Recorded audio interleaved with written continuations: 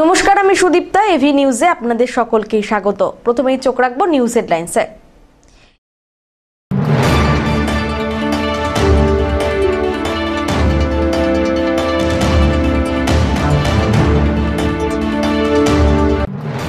দিনবাজারে আচমকাই পরিদর্শনে সদর এসডিও।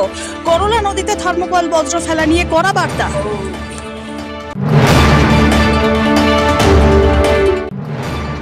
খেলার মাঠে মদ জুয়ার আসর, সকালে খেলতে এসে কুড়াতে হচ্ছে মদের বোতল, নেশার সামগ্রী।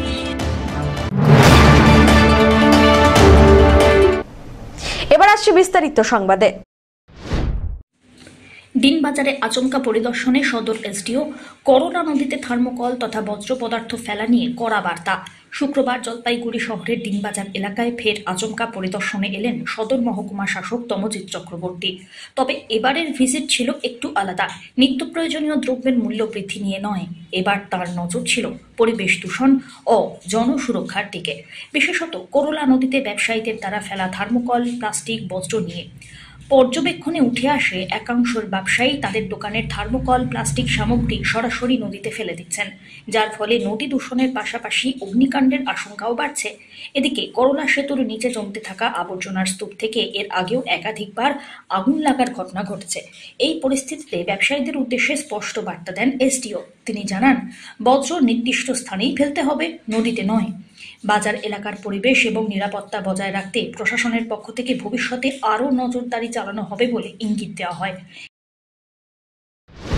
আমরা দিনবাজারে এলাম, সবাই মিলে দেখছি আমরা যাতে কোনো রকমভাবে কঠিন বর্জ্য নিষ্কাশনের ক্ষেত্রে অসুবিধা না হয়।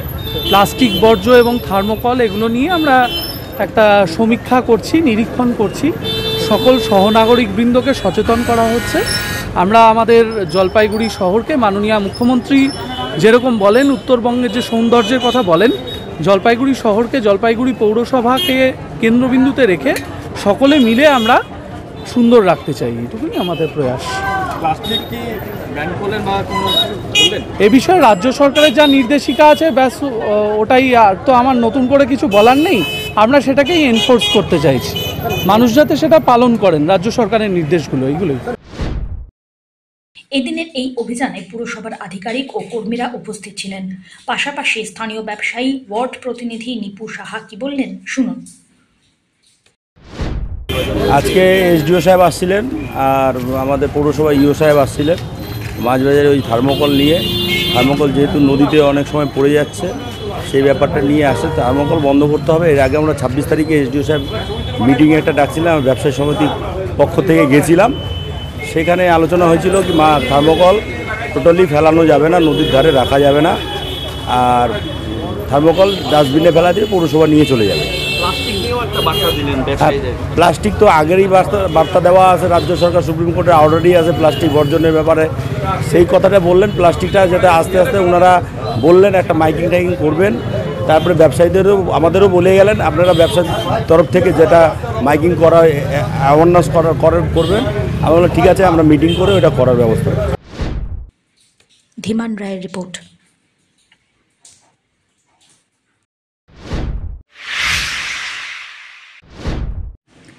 শেয়ার বাজারে লগ্নির নামে অনলাইনে প্রতারণা, বেঙ্গালুরু পুলিশের হাতে গ্রেপ্তার জলপাইগুড়ির যুবক সুমিত সিনহা নামে ওই যুবক জলপাইগুড়িতে থেকে শিলিগুড়িতে কাপড়ের ব্যবসা করত আর তার আড়ালে অনলাইনে আর্থিক প্রতারণা চক্র চালাতো বলে অভিযোগ।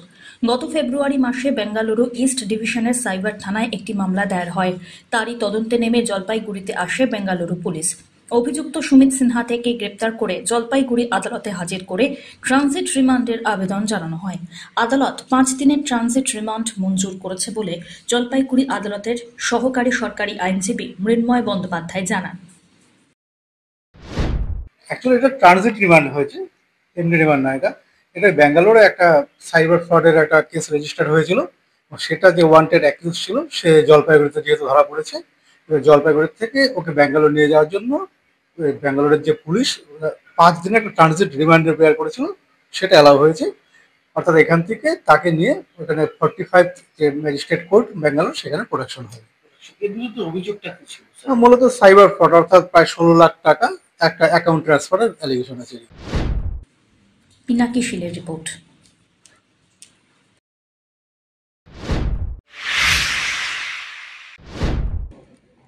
দুই পক্ষের সওয়াল জবাব শুনে শর্ত সাপেক্ষে ছাত্রীর শ্লীলতাহানিতে অভিযুক্ত ছাত্রকে বাড়ি নিয়ে যাওয়ার অনুমতি দিয়েছেন জুভেনাইল বোর্ডের বিচারক। শুক্রবার এই তথ্য জানান বোর্ডের সহকারী সরকারি আইনজীবী শান্তা চট্টোপাধ্যায়। উল্লেখ্য, গত 23 জুন জলপাইগুড়ি শহরতলির এক নামী ইংরাজি মাধ্যম স্কুলে 8ম শ্রেণীর এক ছাত্রের যৌন হেনস্থার অভিযোগ ওঠে সহপাঠী ছাত্রের বিরুদ্ধে। অভিযোগ সামনে আসতেই চাইল্ড ওয়েলফেয়ার কমিটির নির্দেশে ওই নাবালক ছাত্রকে জুভেনাইল জাস্টিস বোর্ডে পেশ করে পুলিশ। বোর্ডের নির্দেশে সে 6 দিন হোম হেফাজতেই ছিল। এদিন মামলাটি ফের জুভেনাইল জাস্টিস বোর্ডে ওঠে। দুই পক্ষের সওয়াল জবাব শুনে শর্ত সাপেক্ষে ওই ছাত্রকে পরিবারের হাতে তুলে দেওয়ার অনুমতি দিয়েছেন বোর্ডের বিচারক। সহকারী সরকারি আইনজীবী শান্তা চট্টোপাধ্যায় এ বিষয়ে কি জানালেন শুনুন। আজকে তো বাচ্চাটির আমরা রিলিজ করে দিলাম আর কি, বাড়ি যাওয়ার অনুমতি, আমাদের ম্যাজিস্ট্রেট বাড়ি যাওয়ার অনুমতি দিলেন আজকে। এরপর কি নিয়ম রয়েছে? এরপর নিয়ম রেখেছে আজকে একটা অবশ্যই একটা কন্ডিশন রয়েছে। এমনিতে তো বাচ্চাটাকে আমরা 6 দিন রিটার্ন করে রেখেছি। একটা ছোট্ট কন্ডিশন রয়েছে যে সপ্তাহে 1 দিন করে 2 মাস কাউন্সিলিং রয়েছে আমাদের। বাচ্চাটিকে প্রত্যেক দিন আমাদের জুভেনাইল জাস্টিস বোর্ডে আসতে, প্রত্যেক দিন সপ্তাহে 1 দিন করে জুভেনাইল জাস্টিস বোর্ডে আসতে হবে কাউন্সিলিংয়ের জন্য। মাসে 4 দিন, 2 মাসে 8 দিন। অভিযোগ তো ছিল বলতে গেলে এই পক্ষতেই এসছে, যেটা হেইনাস অফেন্স তো নয়, সিরিয়াস নেচার অফ অফেন্স। তো ওই একটা অভিযোগ স্কুল থেকে দিয়েছেন, প্রিন্সিপাল একটি অভিযোগ করেছেন, সেই অভিযোগের ভিত্তিতে আজকে বাচ্চাটি বাড়ি যাওয়ার অনুমতি পেয়েছে।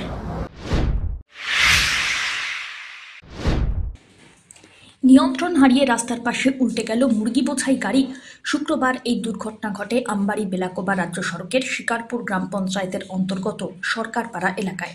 জানা গিয়েছে, বেলাকোবা থেকে মুরগি বোঝাই করে গাড়িটি শিলিগুড়ির চম্পাশাড়ির দিকে যাচ্ছিল। সেই সময় বেলাকোবা সংলগ্ন সরকারপাড়া এলাকায় হঠাৎই গাড়িটির একটি টায়ার ব্লাস্ট করে। ফলে নিয়ন্ত্রণ হারিয়ে গাড়িটি রাস্তার পাশে থাকা একটি ইলেকট্রিক খুঁটিতে ধাক্কা মেরে নয়নজুলিতে উল্টে যায়। এই ঘটনায় গাড়ির চালক সামান্য আহত হন।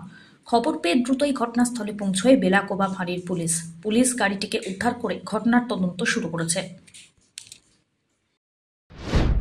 শিলিগুড়ি যাচ্ছিলাম, শিলিগুড়ি শালবাড়ি আমাদের মালিকের দোকান, ঠিক আছে। তো আস্তে আস্তে সামনের চাকা বাস্ট হয়ে গেছিল, কন্ট্রোল হয়নি। কি নিয়ে যাচ্ছে? বললি সোলা কোম্পানি কোথা থেকে যাচ্ছে? Health centre, Rongnamali health centre, Salbari যাচ্ছিল। হালকা হঠাৎ কিভাবে হলো? টায়ার বাস্ট হয়ে, ইলেকট্রিক পোলে এখন টায়ার বাস্ট হয়ে গেছে, আনকন্ট্রোল হয়েছে। গাড়ি ঘোরার ব্যাপার এখন কিভাবে বলবো বলো। গাড়ি স্পিডে ছিল না, নর্মালি ছিল, ঠিক আছে। 40-এর নিচে, ম্যাক্সিমাম বেশি হলে 30 হবে, কারণ আশেপাশে যারা লোক ছিল ওরাও দেখছে। মিথ্যা কথা বলে লাভ নেই। আমি ছিলাম শুধু, ড্রাইভার। নিয়ে নিচ্ছে ছোট্ট একটি বিরতি, ফিরে আসছি বিরতির পর, সঙ্গে থাকুন।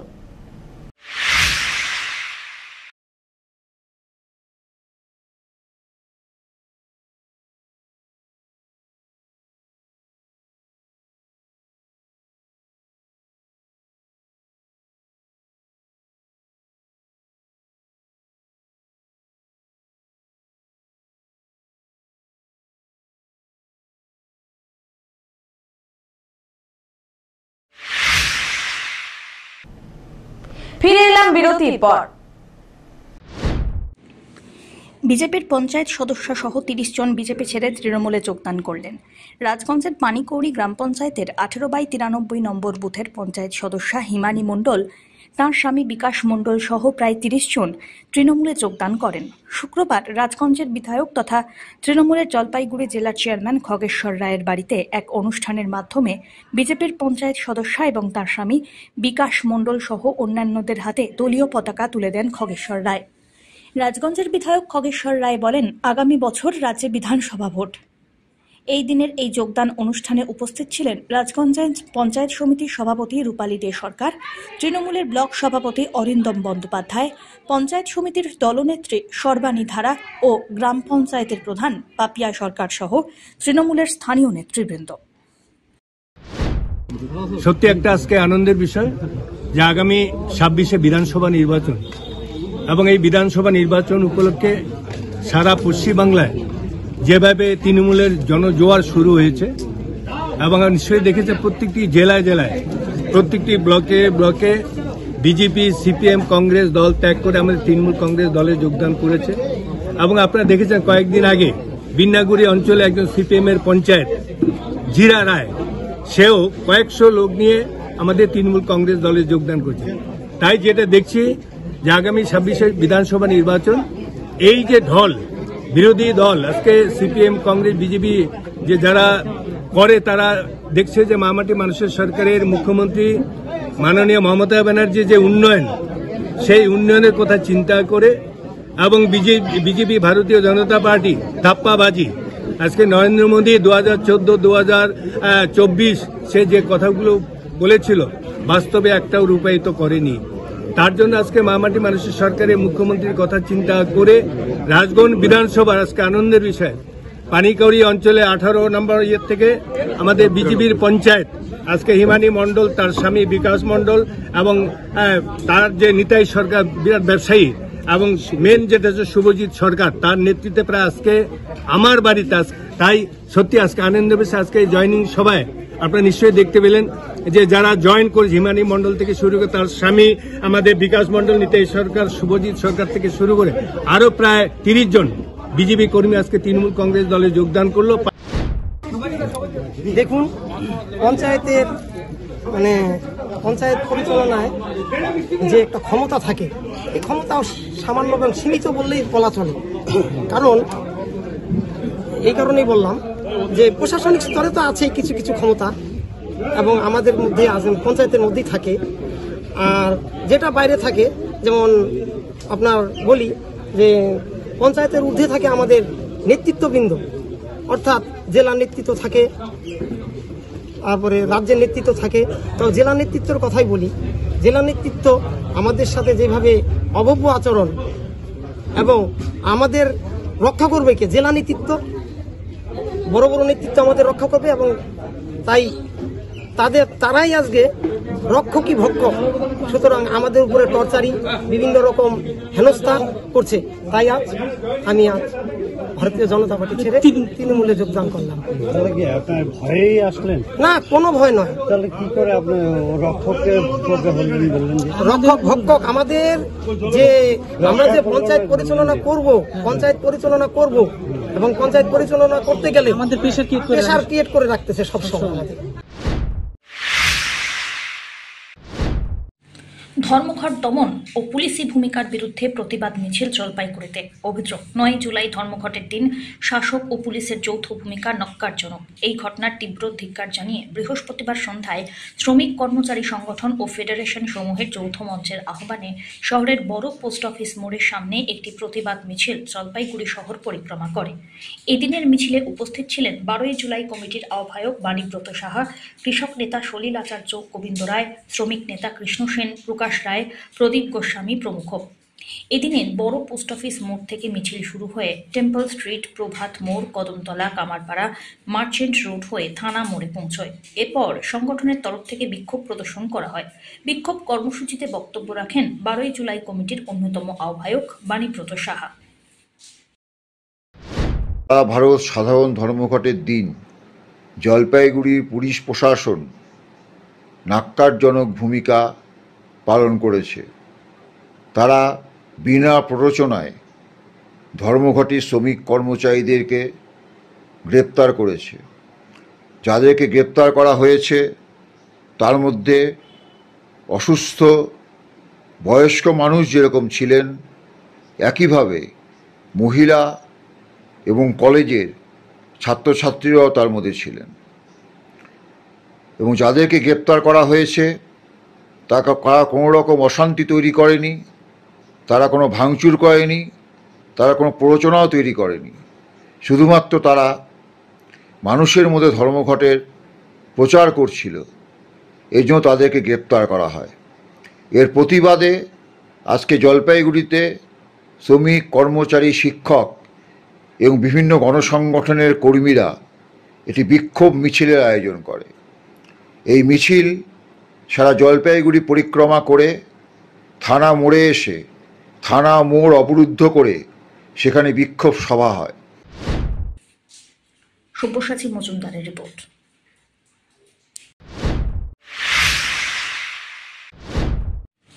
খেলার মাঠে মদ জুয়ার আসর, সকালে খেলতে এসে কুড়োতে হচ্ছে মদের বোতল, নেশার সামগ্রী।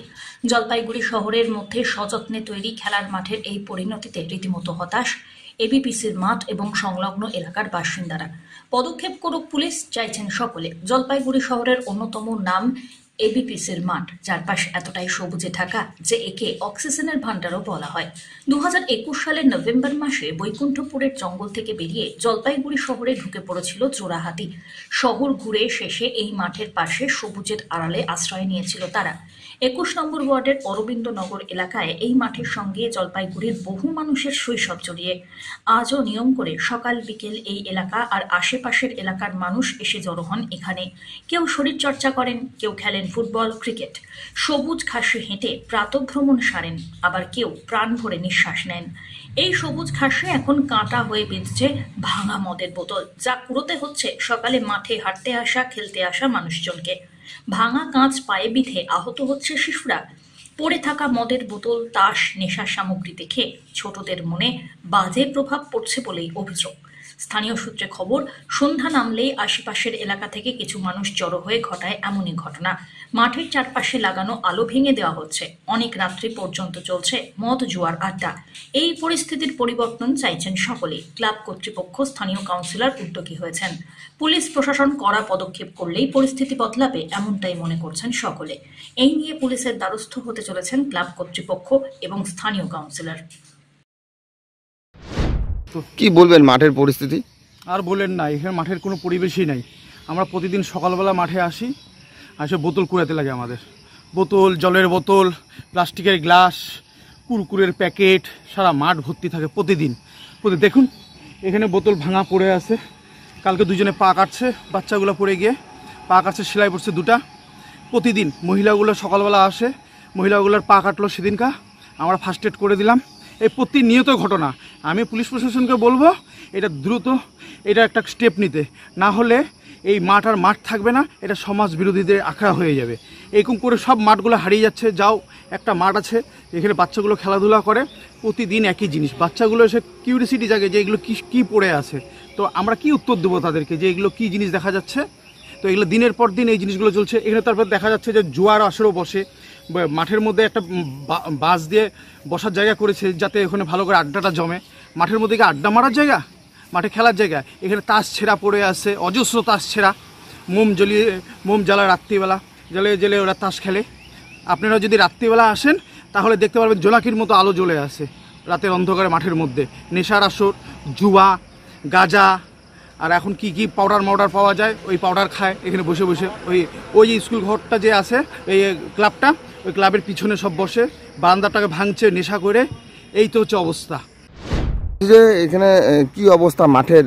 মাঠে এই যে সবাই আসে, সবাই এসে যে এই যে মদ খায় এনে বোতলগুলো ফেলে দেয়। এটা একটু প্রশাসনের উপর থেকে, একটু ক্লাব কর্তৃপক্ষ থেকে একটু প্রশাসনকে জানানো উচিত, যাতে রাত্রিবেলা করে একটুখানি ঢু মারিয়ে দেয়, তাহলে খুব ভালো হবে। কেন বাচ্চা কাচ্চা সকালবেলা বিকেলবেলা খেলতে আসে, তাদের পক্ষে তো এগুলো দেখলে কি অসুবিধা, প্রচণ্ড ইয়ে। আপনারা তো এখানে সকালে খেলতে আসেন? সকালে খেলতে আসি, বাচ্চাগুলোও আসে মাঠে, দেখাও বাচ্চাগুলোও আসে খেলতে, বিকেলেও আসে, মহিলারাও আসে। এইভাবে পড়ে থাকলে ক্লাব কর্তৃপক্ষ যদি একটু প্রশাসনকে জানে, প্রশাসন 2-3 ঢোল দিলে তাহলে এগুলো আস্তে আস্তে বন্ধ হয়ে যাবে। এই মাঠটাতে একটা অসামাজিক কাজ হচ্ছে, নেশার আসর বসছে। হ্যাঁ, কি আপনারা কি এটা? আমি বিশেষ করে আমি তো একাই অনেক দিন ধাওয়াইছি, কিন্তু পাতিলডাঙ্গা কবরের দিকে চলে যাচ্ছে। এটা পুলিশ প্রশাসন যদি মানে একটু আসে, দেখে রাখি করে, তাহলে এটা খুব ভালো হয়। আপনারা কোনো লিখিত জানিয়েছিলেন? না, লিখিত আমরা জানাইনি। জানানো হয়েছে লিখিত, পুলিশ ডিপার্টমেন্টকে অনেকবার বলা হয়েছে, পুলিশ আসছেও, আপনারা কি জানাবেন বিষয়টা নিয়ে? নিশ্চয়ই জানাবো। একটা অসামাজিক তত্ত্ব যখন এভাবে করে যাচ্ছে দিনের পর, যার জন্য এই গেটটা আমরা তালা দিচ্ছি রাত্রিবেলা করে। কারণ বাইরের লোককে এসে টোটো দাঁড় করায়, গাড়ি দাঁড় করায়, ভিতরে ঢুকে দাঁড়ু খাচ্ছে বাইরের লোক এসে পর্যন্ত। গাড়ি দাঁড় করায় না, গাড়ি পার্ক করে নিয়ে মাঠের মধ্যে ঢুকে যাচ্ছে দারু খেতে। আপনি বিষয়টি মানে জানাবেন প্রশাসনকে? নিশ্চয়ই জানাবেন, প্রয়োজন। এখন ক্লাব প্রেসিডেন্ট পরামর্শ করে আমরা দেখি। রাত্রিবেলায় মাঠের মধ্যে সকালবেলা যারা খেলতে আসে মহিলারা অনেকবার কমপ্লেন করতে বলেছে। হ্যাঁ, আমার কাছেও খবরটা এসেছে। তারপর আমি মিউনিসিপ্যালিটিতে কথা বললাম, ওখানে লাইটের একটু প্রবলেম আছে। লাইটটা আমি আবেদন করলাম যদি কিছু লাইট ইয়ে করা যায়, দেখি। তো বলছি মাঠের মধ্যে যারা এখানে লাইট থাকছে না, এখানে মানে নেশার আসর বসছে, অসামাজিক কাজ হচ্ছে, তো আপনি কি মানে পুলিশ প্রশাসন বা প্রশাসনের কোনো ব্যবস্থা? না, এটা ক্লাব কর্তৃপক্ষ প্রশাসনকে ইয়ে করবে, সেটা কথা হলো কালকে আমার সাথে। ক্লাব কর্তৃপক্ষ করবে, আমাকে জানালো বিষয়টা, যে অবশ্যই আমার কোনো সহযোগিতা লাগবে আমি অবশ্যই করবো। আপনি বিষয়টা জানাবেন প্রশাসন? না, আপনাদের জানি, কালকে আলোচনা হলো তো, ওনারা কি পদক্ষেপ গ্রহণ করে দেখি, আমাকে জানাক বিষয়টা কি বলে, তারপর আমিও যাবো সাথে প্রয়োজনে। পিনাকি শীলের রিপোর্ট।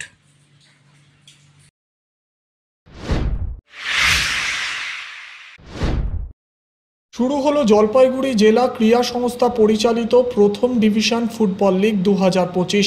শুক্রবার এই খেলায় অংশগ্রহণ করে ইয়েলমো এফএ এবং জেসিসিএ। খেলার ফলাফল অনুসারে এই ম্যাচে ইয়েলমো এফএ জয়ী হয়। ইয়েলমো এফএ 9টি গোল করে। দলের তরফে সুশান্ত রায় 3টি, বিকি দাস 1টি এবং দীপঙ্কর দে 2টি গোল করে। পাশাপাশি স্বপন রায়ের 1টি গোল এবং অভয় রায় 2টি গোল করেন। জেসিসিএ টিম 2টি গোল করেছে। দলের তরফে গোল করেন অজিত বিশ্বাস এবং শিবা অধিকারী।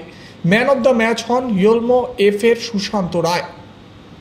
পিনাকি শীলের রিপোর্ট।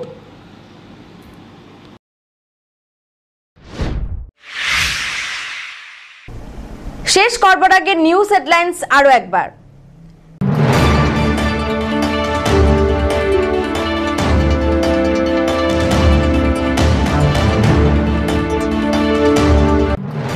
দিনবাজারে আচমকাই পরিদর্শনে সদর এসডিও। করলা নদীতে থার্মোকল বজ্র ফেলা নিয়ে কড়া বার্তা।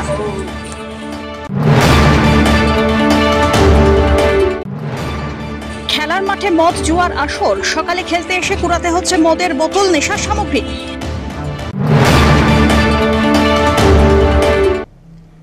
এখনকার মতন এভি নিউজ এ পর্যন্তই। পরবর্তীতে আসছি আরো সংবাদ নিয়ে, দেখতে থাকুন আমার ভিশন। নমস্কার।